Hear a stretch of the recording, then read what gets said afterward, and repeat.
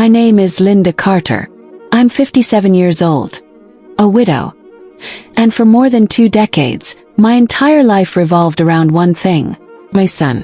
His name is Daniel. From the moment he was born, he became my reason to wake up every morning, even on the hardest days. After my husband passed away when Daniel was just 8 years old, everything changed. Suddenly, I wasn't just a mother anymore. I was everything: the provider, the protector, the support system. And I carried that responsibility without hesitation. I worked 2 jobs for years, skipped meals sometimes, just to make sure he never had to. I wore the same old clothes while buying him new ones. I said I'm fine, even when I was exhausted beyond words. But I never regretted it, because I believed one day he would understand. Daniel grew up just like any other child. Cool, friends, dreams, and I was there for all of it. Every parent-teacher meeting, every late-night conversation, every moment he needed someone. When he wanted to go to college out of state, I supported him, even though it meant being alone. Paid his tuition, helped with rent, sent money whenever he asked. Not because I had extra, but because he needed it. Years passed. Daniel graduated, got a job, started building his life. I was proud of him. So proud. Thought maybe now things would slow down. Maybe now I could finally rest a little. But life doesn't always work the way we expect. A few months ago, Daniel called me. He sounded stressed. He told me he was planning to buy a house with his girlfriend, but there was a problem. He needed financial support, a large amount. Without thinking twice, said yes. I used my savings, the money I had spent years putting aside for my own future, and I gave it to him, because that's what I had always done. Put him first. A few weeks later, he invited me over to see the new house. I was excited, nervous, but excited. I spent the morning getting ready, even baked his favorite cake. When I arrived, everything looked beautiful, modern, clean, perfect. He showed me around quickly, but something felt off, distant, cold. We sat down in the living room. His girlfriend was there too, quietly scrolling on her phone. I tried to start a conversation, asked about the house, the neighborhood, but Daniel seemed distracted, impatient. Then, out of nowhere, he said something that changed everything.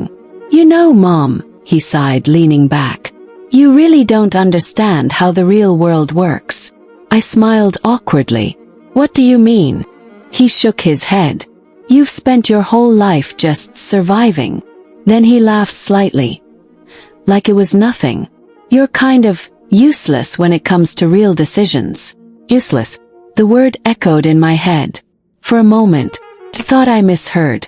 But I didn't. He said it again. "You just don't get it." I sat there, completely still. The room suddenly felt smaller, quieter. His girlfriend didn't say anything. She just watched. And in that moment, something inside me shifted. Not anger, not sadness, something deeper. Clarity. I looked at my son, and for the first time, I saw him clearly. Not the little boy I raised, not the child I sacrificed everything for, but a grown man who had forgotten everything I had done. I didn't argue. I didn't raise my voice. I simply stood up, picked up my bag, and said calmly, "I see."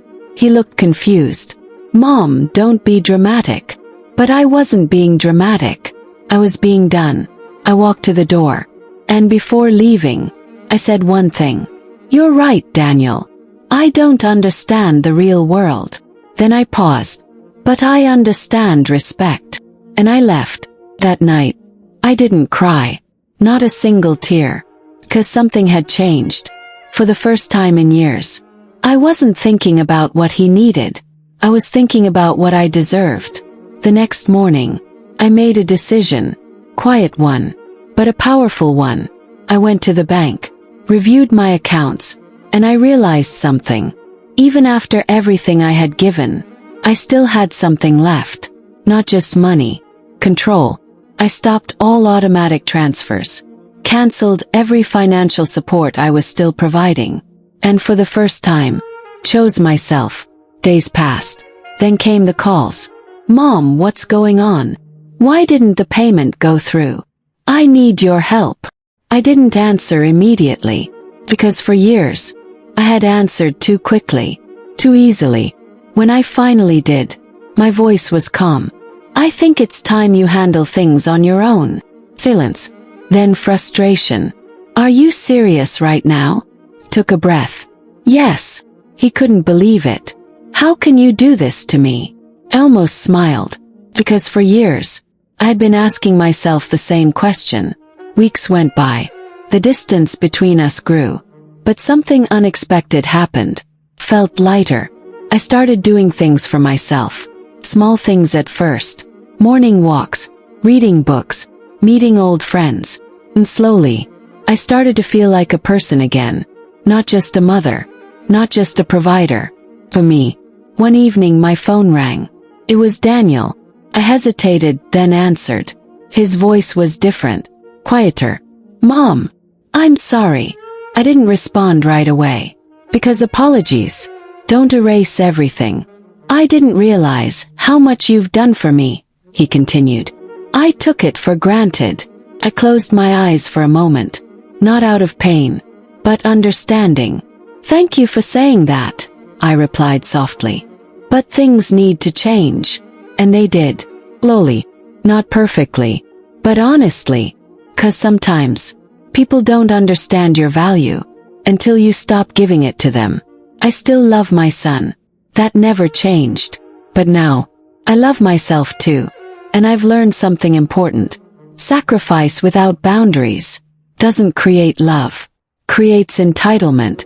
If someone calls you useless after everything you've done, maybe it's time to stop proving your worth and start protecting it.